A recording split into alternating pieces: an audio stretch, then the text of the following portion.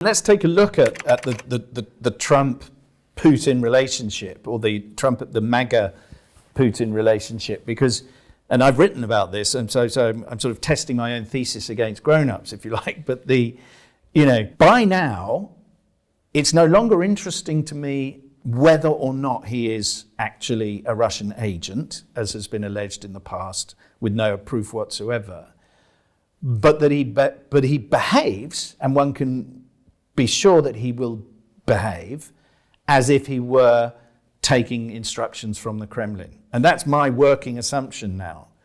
Am I wrong, Alex? I mean, who knows? I personally don't think he's a Russian agent. I went on my way not to find out, because why would you want to know, etc. So I don't know. It's very wise. Yeah, but, you didn't become chief for nothing. But as you'll say, in a sense, that's not the point. The point is he agrees with Vladimir Putin. He agrees that big countries get additional rights over small countries, particularly in their own backyard. So he's a spheres of influence guy.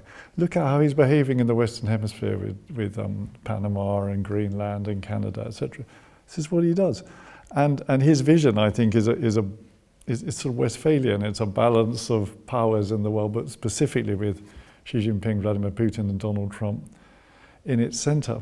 And in those terms, what Putin says about Ukraine and his rationale, which is fundamentally that Ukraine got out of line and didn't understand it was in the Russian sphere of influence, I don't think he really sees he doesn't see what's wrong with that.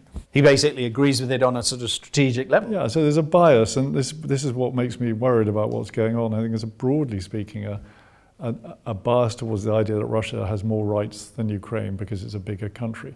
And by the way, that's basically why Xi Jinping is sympathetic to the Russian cause. I mean, there's a lot of other stuff going on, but fundamentally, it's an offense to his political view of the world that a small country gets the same rights as a big country. He sort of said that.